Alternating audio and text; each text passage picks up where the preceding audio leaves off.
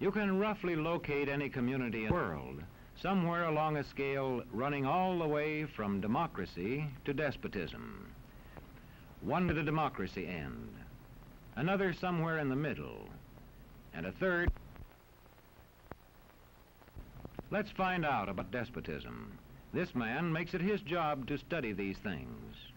Well, for one thing, avoid the comfortable idea that the mere form of government can of itself safeguard a nation against despotism. Germany, under President Hindenburg, was a republic. And yet in this republic, an aggressive despotism took root and flourished under Adolf Hitler.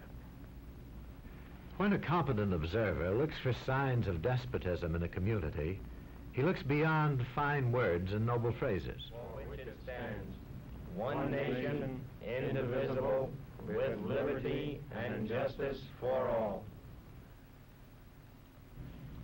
Many observers have found that two workable yardsticks help in discovering how near a community is to despotism: the respect scale and the power scale.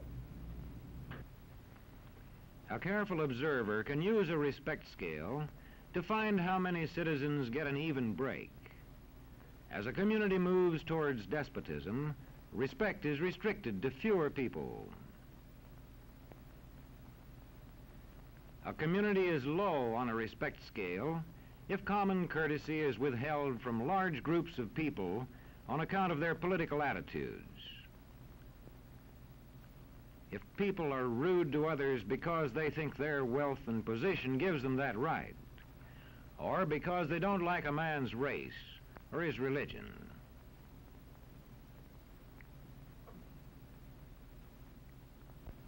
Equal opportunity for all citizens to develop useful skills is one basis for rating a community on a respect scale. The opportunity to develop useful skills is important, but not enough. The equally important opportunity to put skills to use is a further test on a respect scale.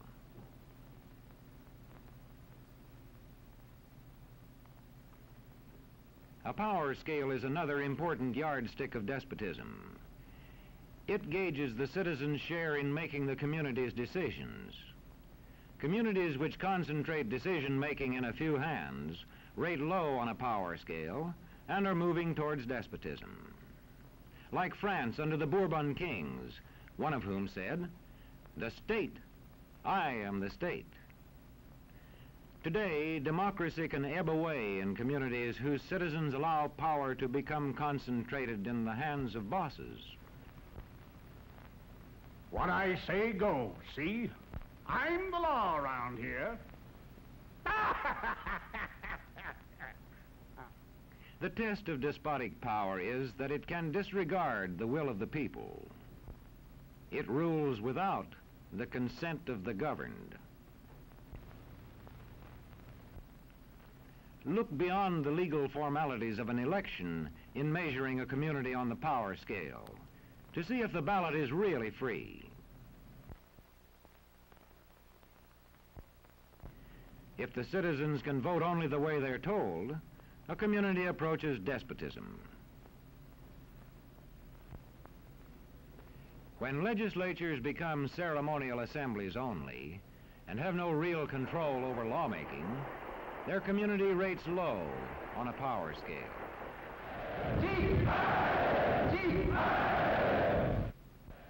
In a downright despotism, opposition is dangerous, whether the despotism is official or whether it is unofficial.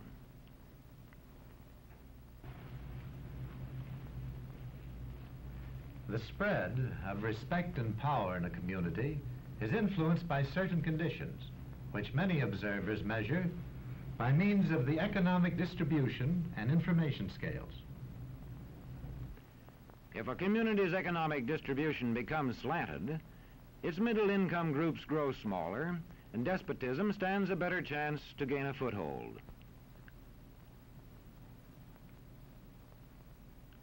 Where land is privately owned, one sign of a poorly balanced economy is the concentration of land ownership in the hands of a very small number of people.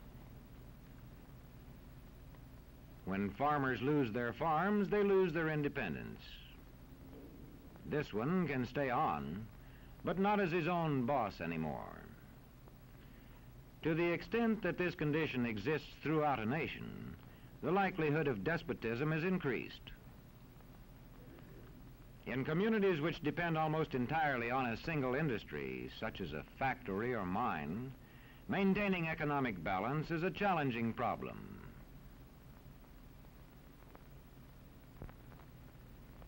If this condition exists over the nation as a whole, so that the control of jobs and business opportunities is in a few hands, despotism stands a good chance.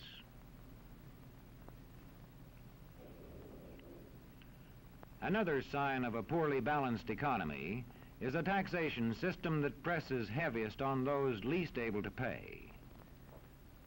A larger part of a small income is spent on necessities such as food. Sales taxes on such necessities hit the small income harder. In the days of the salt tax, feudal despotisms were partly sustained by this and other effects.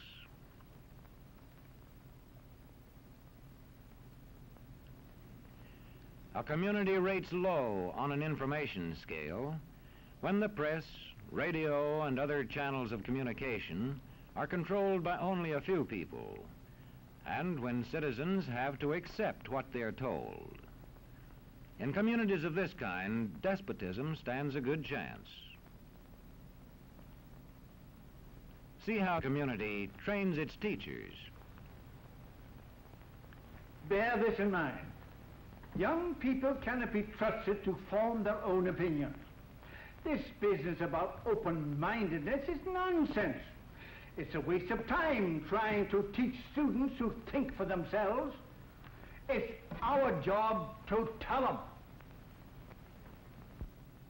And when teachers put such training into practice, despotism stands a good chance. These children are being taught to accept uncritically whatever they're told. Questions are not encouraged. How can you ask such a question? Have you got a textbook? Yes, ma'am. Does it say here that our law courts are always just? Yes, ma'am. Then how dare you question the fact? Sit down. And so we aren't surprised when... But it must be true. I saw it in this book right here. And if books and newspapers and the radio are efficiently controlled, the people will read and accept exactly what the few in control want them to. Government censorship is one form of control. A newspaper which breaks a government censorship rule can be suspended. It is also possible for newspapers and other forms of communication to be controlled by private interests. I thought I told you to kill that story. It'll cost us a lot of advertising. If that story goes out, I quit. All right.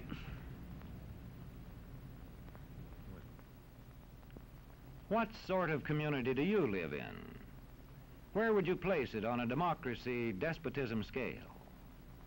To find out, you can rate it on a respect scale and a power scale.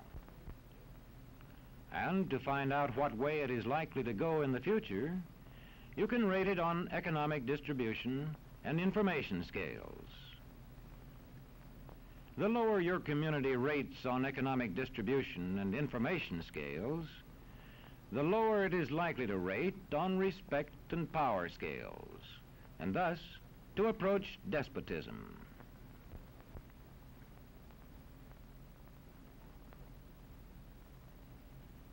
What happens in a single community is the problem of its own citizens.